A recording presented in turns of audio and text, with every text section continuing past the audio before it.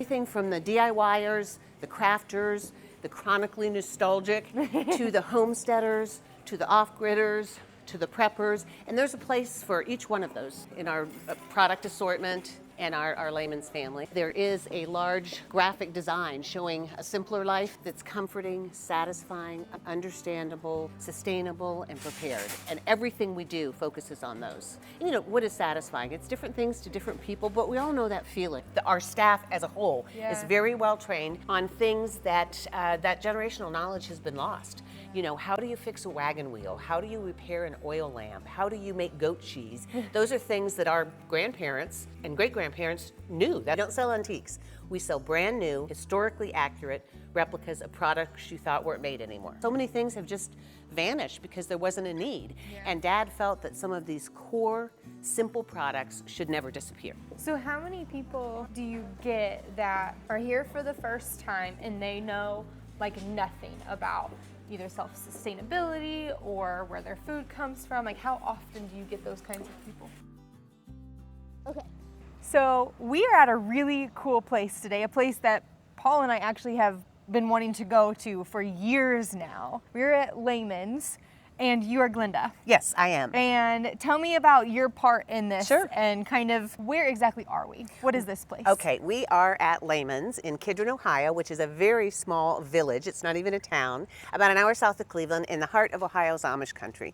Lehman's was founded in 1955 by my father, Jay Lehman, to serve the local Amish with products they need to live off-grid, non-electrically. He was concerned that if they didn't have the products they needed to maintain that way of life, that skill set and their traditions would be lost, which is true. I mean, if there are no butter churns, nobody knows how to churn butter. So that's how Lehman's started. Come on in and I'll show you the rest of the place. Yeah, that's great. Lehman's is actually like 10 stores in one because there's multiple different departments. We're in the lobby and we have 4 pre-Civil War era barns inside the store. Now the reason pre-Civil War era is important is because they were hand hewn. So that means somebody took an axe, chopped down a tree, and made this beam.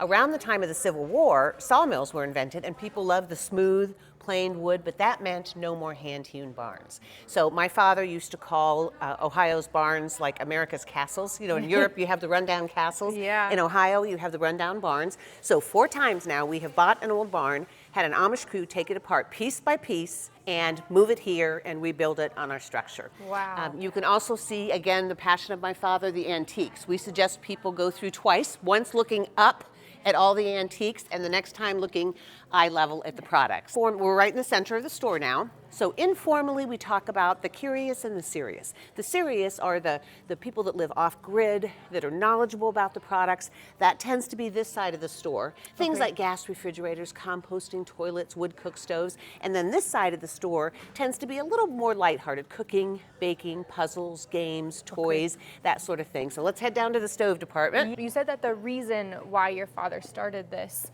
was to help the Amish community with their products. So I guess maybe I just had a complete misconception. I thought it was Amish run. No, my family is not Amish. No, Mennonite, which is a more conservative religious organization, but not Amish, although we have very close ties with the Amish community. Many of them are our vendors now. Because we're so large and we get a lot of tourists, we don't have a lot of Amish shoppers. We still have some, probably by number, the same amount he had in 1955. The Amish make a lot of our products. So we're still very connected to them because for an Amish person, they want to, as one gentleman told me, put his feet under the table 3 times a day. That means breakfast, lunch, dinner with the family, which is what a farmer does.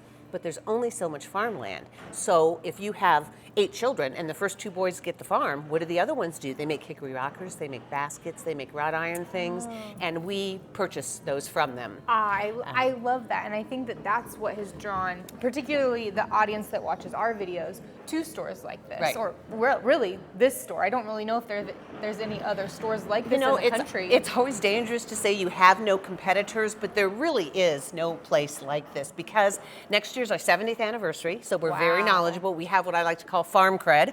We know what we're talking. Not me personally, but our staff as a whole is very well trained on things that that generational knowledge has been lost. Yeah. You know, how do you fix a wagon wheel? How do you repair an oil lamp? How do you make goat cheese? Those are things that our grandparents and great-grandparents knew. That's just what you were taught. And a lot of those, we're seeing that if grandma and grandpa didn't do it and mom and dad didn't do it, we're seeing people come to us and they want help because they don't know. So we talk about taking the next step on your journey to a simpler life. Could be a small step. Maybe you want to get food from a farmer's market and can your own peaches. But maybe you're farther on that progression, like a homesteader, and maybe you're ready to raise chickens and have horses and cows, which is a very different lifestyle than simply, producing and preserving some of your own food. Yeah. So here is another pre-Civil War era log cabin. Oh, yeah. We hear a lot of stories. We can't prove this, but supposedly this was the home of one of the first settlers in Wayne County, where we are now.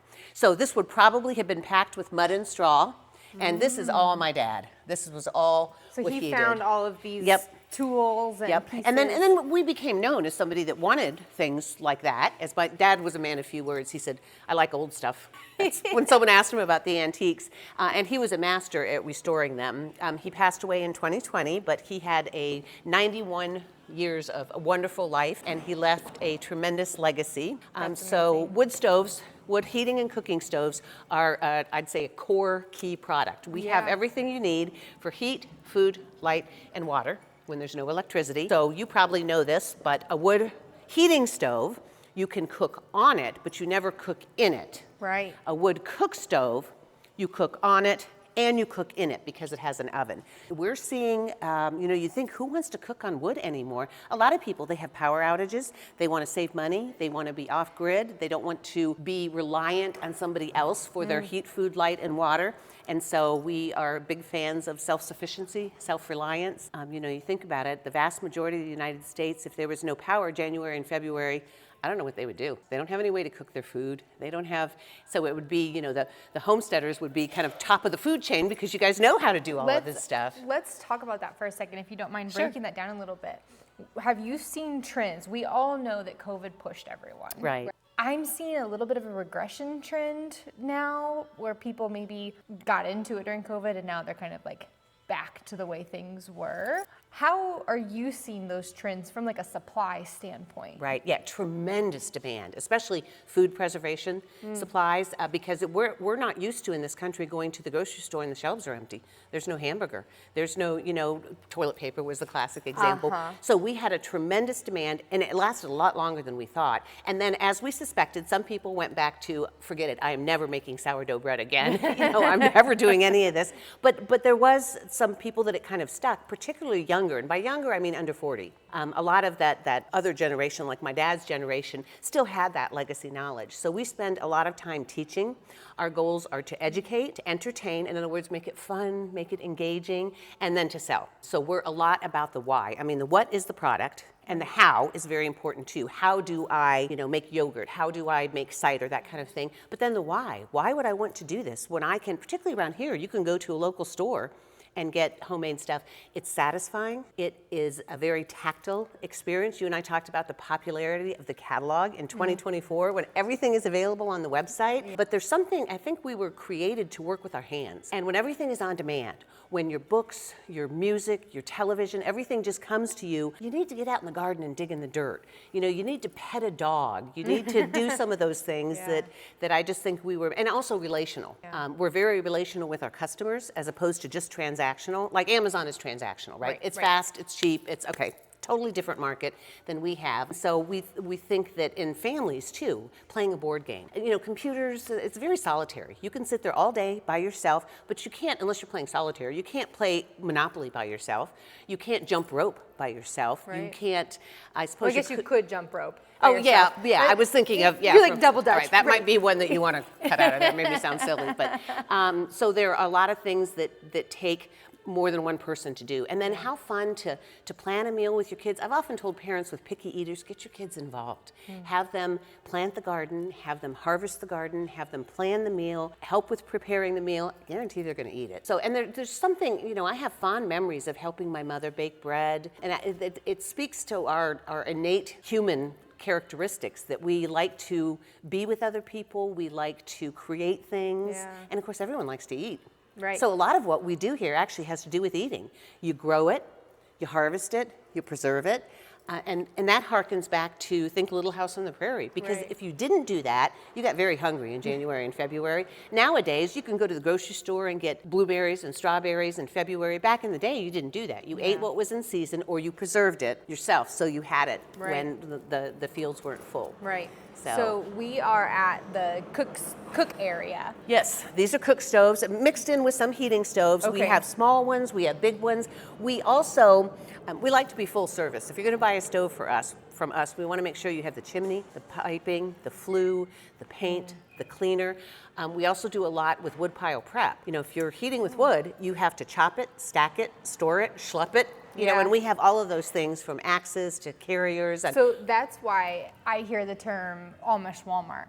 Yeah. Like you really, it's like a one-stop shop for here. one-stop shop, yep. But it's not your, like your quick line made fast products. Right, slower. exactly. So which one, if I may, which one of these stoves is your favorite?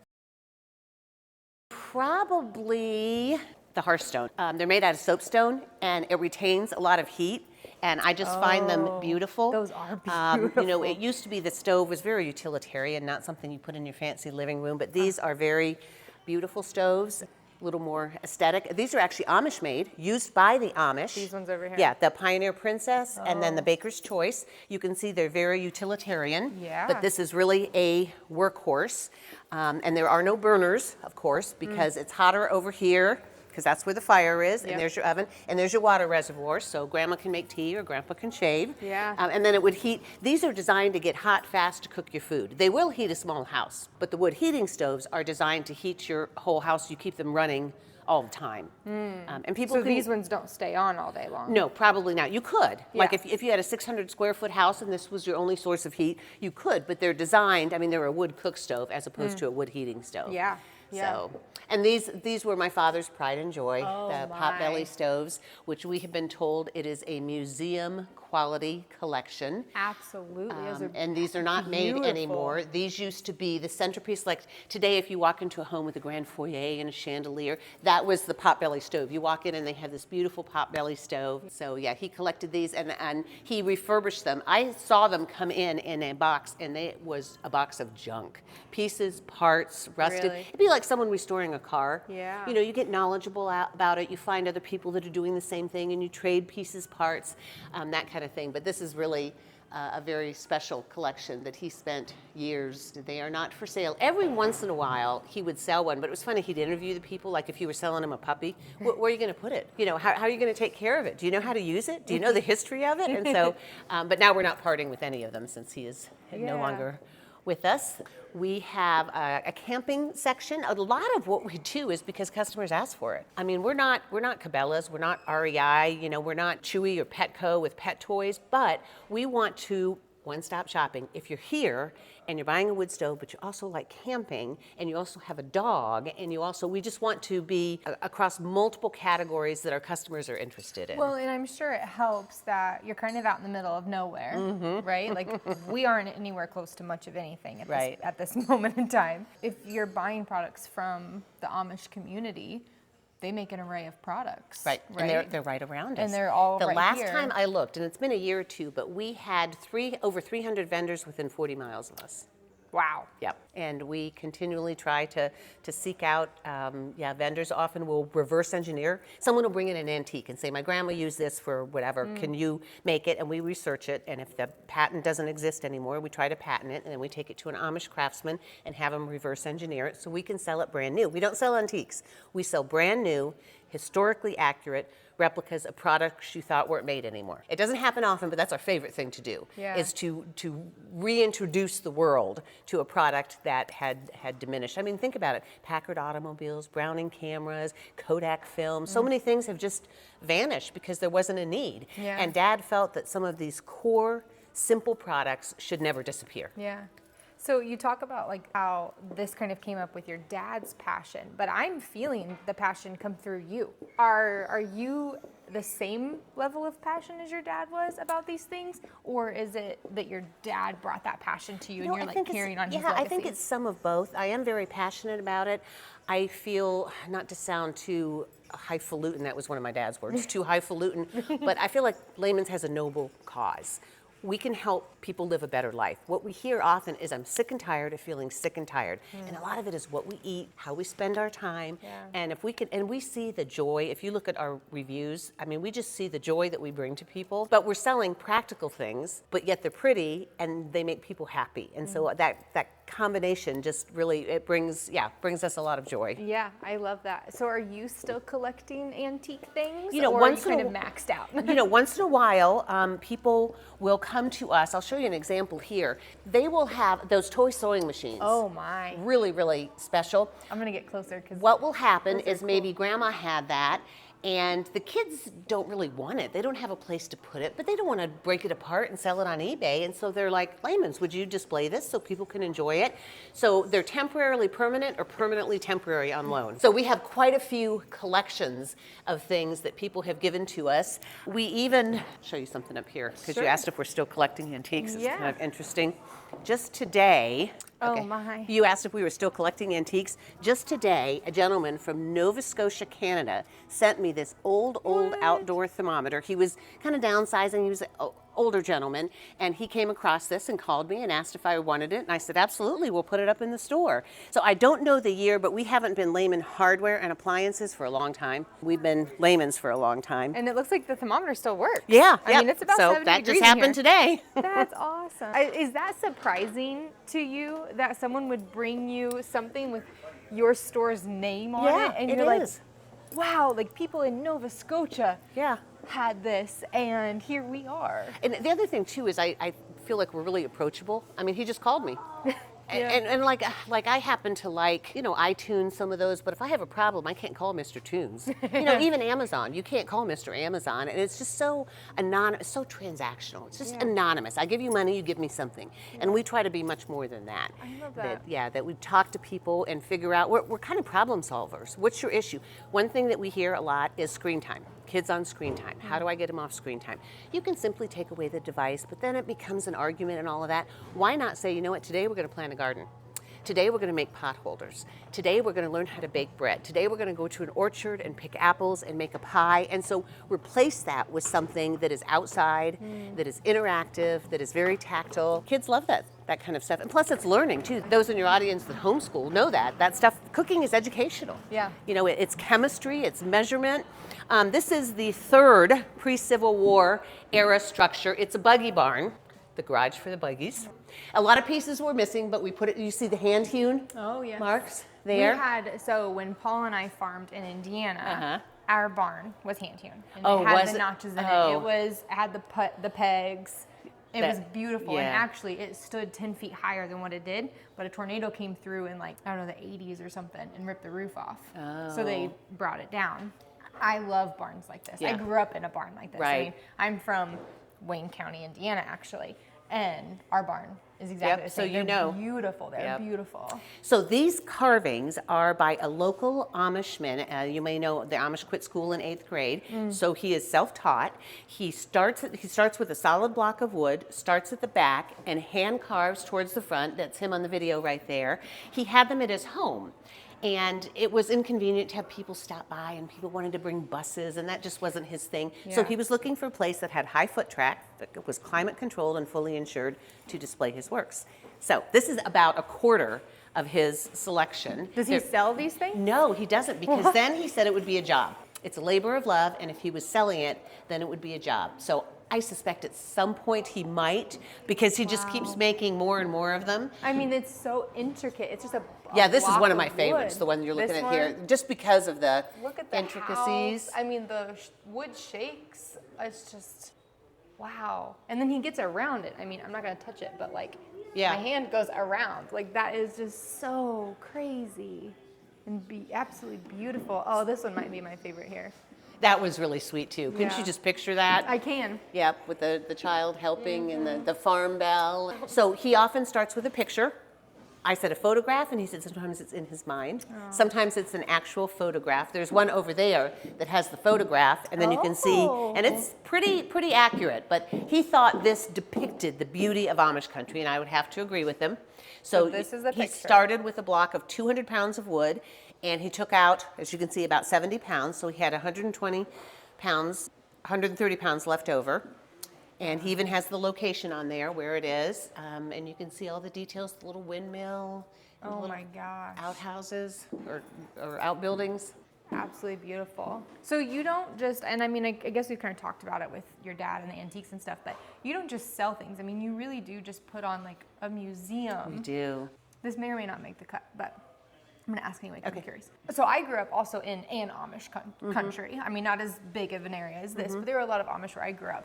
And I kind of have a feeling with them that they're people, right? And I think that a lot of times, sometimes the tourist industry can ruin things, but that doesn't feel like that here. No, it doesn't feel like you're it is. taking advantage of a group of Right. people that are just living their life. Right. It feels like you really are, for lack of a better word, showcasing their amazing abilities. Well, for one thing, we're helping them maintain their way of life because, Yes. as I mentioned, Thank there's not enough farmland. And so we have hickory rocker. Right there's a hickory rocker.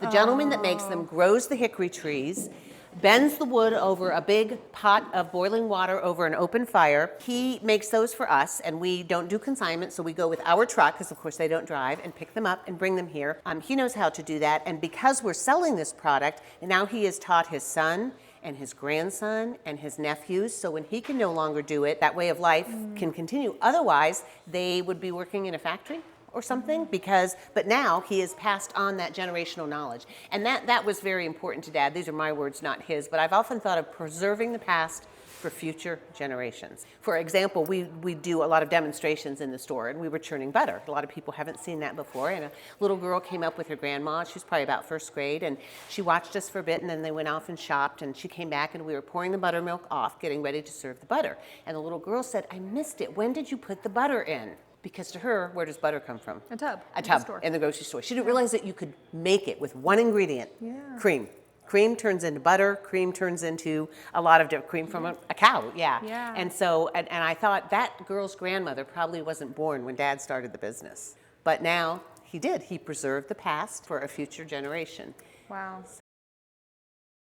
This would be another example of something we sell so many of that you wouldn't think, who's doing jigsaw puzzles? You know, isn't there an app for that on your phone? It's generational fun. Grandma had one. Yeah. My husband's mother always had one. Said, oh, here's a tribute to my father. You can see him working on the stoves. And that's the wall we passed when I said, this is all Dad. Wow. So we doubled the size of the store Wow. in 2007 and put in a cafe because we realized people were leaving because there was nothing to eat or drink and Yeah. nowhere to sit down.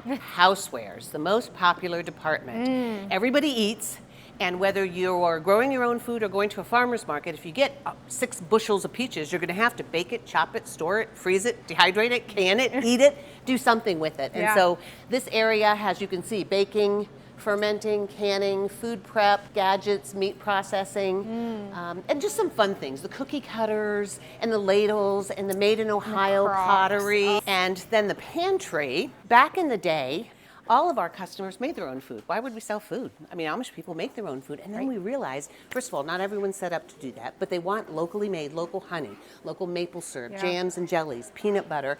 And we're kind of in the breadbasket of Ohio. I mean, Yeah. a lot of these things are made within 30 miles of our store, and it's a consumable. So that was something that we wanted to add to our mix. And then the Yeah. toy room. Oh my. None of these toys take any computers. There's no USB port. There's no extra gig of memory. There's no downloading software. And I mentioned getting kids off screen time. So puzzles, books, games. Oh wow. Yeah, just all kinds of things that are interactive. Dollhouse. Yeah, dollhouse. So, and this is the 4th barn that I mentioned. Okay. So, and we Yeah. can't prove it, but we heard it was part of the Underground Railroad, Wow. which was by just on the geography where it was just south of us, and there were tunnels underneath going to other properties. So, and we'll just do a real quick walk through in some of the other areas. Absolutely. And the reason it winds so much like this is Dad would add on for warehouse, turn it into retail, add on for warehouse, turn it into retail. And then in 2007, we took the big leap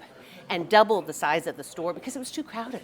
The aisles weren't wide enough, and we didn't have enough parking, and it just was not a good experience. This is a key room. This is non-electric lighting. Candles, lamps, and again, Dad collected ringer washers too, of Oh all my things. gosh. Okay, this is a secret plug for me. I really want an old school washer. A girl I went to high school with just got one, and I was like, you know what?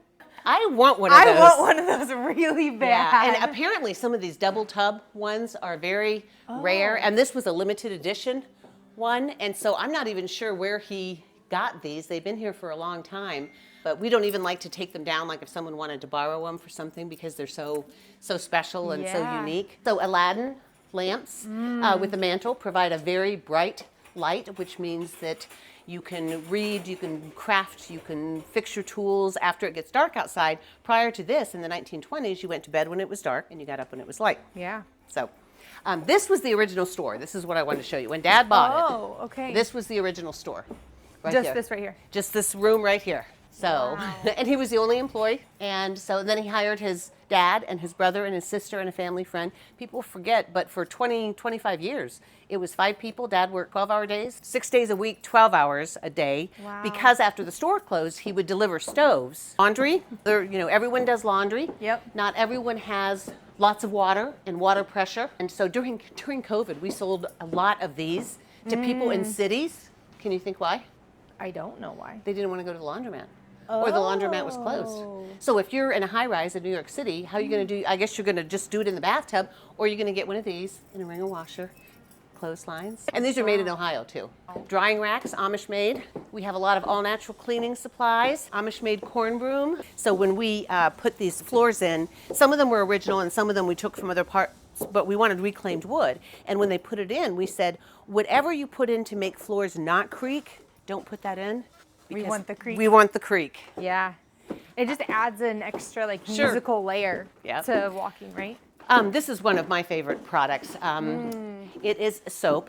She lives locally here, and she raises her own goats and milks the goats and makes the goat's milk soap, which you probably know, but has a ton of natural emollient. And they smell good. They make your skin feel good. Yeah. It's all local, and I love this product. That's awesome. Makes a wonderful small gift to give somebody. We have the apparel room. We're making some changes in here, so it looks a little empty right now. And then we're back around into the pantry, so you can see we just made a great big loop. We did make a circle. Awesome. So how many people do you get that are here for the first time and they know like nothing about either self-sustainability or where their food comes from? Like how often do you get those kinds of people? A lot of times those are people who are brought here by somebody else. Because we've been here for so long, we're kind of a staple. If you're in Amish country, stop by Lehman's, and then it gets heavily Amish populated south of us. We get a lot more of that on the phone and online, where they're searching for something. How do I eat healthy? How do I clean my grandpa's cast iron? And then they'll call us and we walk them through, the process. Again, it's not just taking an order. It's how can we help you achieve what you want to achieve? Yeah. And so we do a lot of education. This is a good example too of our business model. Okay, you can buy a ladle anywhere, but we have ladles from this size to this size. So if What would you use those different ladles for? this one could be for dipping Oh, yeah. something like some kind of a sauce, and that a lot of the things we have are very large because Amish families tend to be large. Yeah. So if you're feeding 10 hungry children, they each get one big old scoop, or sometimes two, like a Boy Scout camp, Oh, yeah. or even cowboy ranchers. We still have, we talk to people. He's got 10,000 acres in Montana, and he's got these little outposts where the cowboys sleep, and cowgirls, I guess, and they're outfitted with stuff from Lehman's because there's no electricity. So you wouldn't think in this day and age there's still people doing that. So yeah, so it really, like I mentioned, the curious and the serious, but it goes, everything from the DIYers, the crafters, the chronically nostalgic, to the homesteaders, to the off-gridders, to the preppers, and there's a place for each one of those in our product assortment and our Lehman's family. I love that. I see why you say walk through here twice, because there is so much you can see up above. I mean, a 75-gallon copper kettle. Yeah. Like that is awesome. And then you want to talk about the products that you have on the shelf. And I mean, that is it's like a whole afternoon here. I'm It so is. glad you put the cafe in, because I Yeah. can totally see why people So would be doing talk it about how different. wonderful our customers are. This is a mock-up of this barn that he made for us. We didn't, like you mentioned, you took the top half off of we didn't put this part in, but that is a mock-up of, see the little Lehman's truck in there? Oh, see if I can get a close-up of that. Oh yeah, that's awesome. I love it. Yeah, lots of antiques. Right by customer service, there's a typewriter. You know, just how many kids have never seen a typewriter? Right. This was all Dad too. What in the world is it? Pieces, parts of different things. This is kind of a funny one. I don't know if you want to keep this in there or not, but any idea what this is? I saw that when I was waiting this morning before you came Yeah. up, and I was really curious what that is. What is it? It is a bull blinder. Bulls are aggressive and not the most intelligent. So what you do is you sneak up behind the bull and you pop it over his head. Then he can't see. Then he becomes docile. So, you know, you think, why would you want to blind your bull? Well, because he becomes docile then. And you can lead him around, and because chances are you get in a fight with a bull, you're not going to come out on the winning end of that. Not usually. So that was probably something every farmer had, and now nobody knows what it is. We kind of just walked past the branding wall because it seemed a little too marketing, but on the wall outside the restroom, there is a large graphic design showing a simpler life that's comforting, satisfying, sustainable, and prepared. And everything we do focuses on those things. You know, what is satisfying? It's different things to different people, but we all know that feeling of, I made this for you, or dinner's ready, look what I did, or, you know, and so that's very important to us. Yeah, I love that. So we made it back right where we started. We did. And that place is amazing. Oh, and thank you. I could easily get lost in there. And I'm gonna have 2 kids with me in a minute, and we will get lost in there. It will happen. If there's anybody who wants to come here for the first time, where do you recommend they go first? I think you make a choice to head either left or right. When you walk in, you're at the center of the store. So first, spend some time in the lobby, look at all the antiques. We do have store maps, things like that to help guide you. But if you walk in from this side and you go left, that is, as I mentioned, the more serious side. So if you're wood cook stoves, composting toilets, gas refrigerators, water pumps, that kind of thing. And then you come back to the middle and then you just make your loop the whole way around. So you really could go either way because it's just a big long loop. And we recommend at least 2 hours. And some people spend a whole day here. You easily could. Yeah. I mean, you easily could, especially if, to see it all, like just as a visitor, a couple hours. But if you're serious about wanting to buy something, Right. you really could stay here for quite a few extra hours and look at your options and what is available and talk to somebody like you or some of your workers about what they recommend. I mean, it's a whole thing. Yep. I love it. Oh, that's great. That's great. Thanks, Olivia. We'd serious if you come in a weekday at 9. Like on a Saturday, we'll get busy. Probably not till 10 or 11, but it gets pretty busy, particularly in the fall and holiday. But if you get here at 9 o'clock on a Monday, there's not many people here and you'll get a lot of attention. So if you seriously want to talk to, someone about wood stoves or how to install a water pump, we also have CSRs that are certified in those different categories. Okay. So knowledgeable. I mean, they can tell you, what to do and how to do it and walk you through that whole process. That's awesome. I love that. No, we're going to spend some time here in a few minutes, just Paul and the kids and I. When we're ready to settle down, which is coming soon, I know we'll be back. Oh, good. And we will be Good. back on a weekday at 9 a.m. and Yes. we will have lots of questions. That so sounds I am great. so excited for that. Glenda, thank you so Sure. much for showing me around. I am excited to go in there with my family and just slow down and look at all of the things. But your tour with me was absolutely amazing. I know it was a little fast. I feel like we could probably be in there for hours. We could. But I just appreciate what you've done with me. So thank you so much. Oh, you're so welcome. You're so welcome. We're glad you're here. Yeah, absolutely. Awesome. So like I said with Glenda, when Paul and I find our land and we're starting to really work the farm that we're going to homestead on, we will definitely be back here. If you haven't been here, it is we're kind of south of Cleveland. It's a wonderful trip. If you're interested in these kinds of things, you should definitely make the trip here. So this was our 100th farm tour across 18 states in 261 days. We have learned so much. We aren't going anywhere. We still have tons of farms to see and we want to bring them with you. But we're also going to start putting in a couple of our own videos. Our journey, our story, the farm that we are looking for, maybe the farm that's looking for us. And we are going to bring you along with us. So thank you for watching our amazing journey for the last almost year.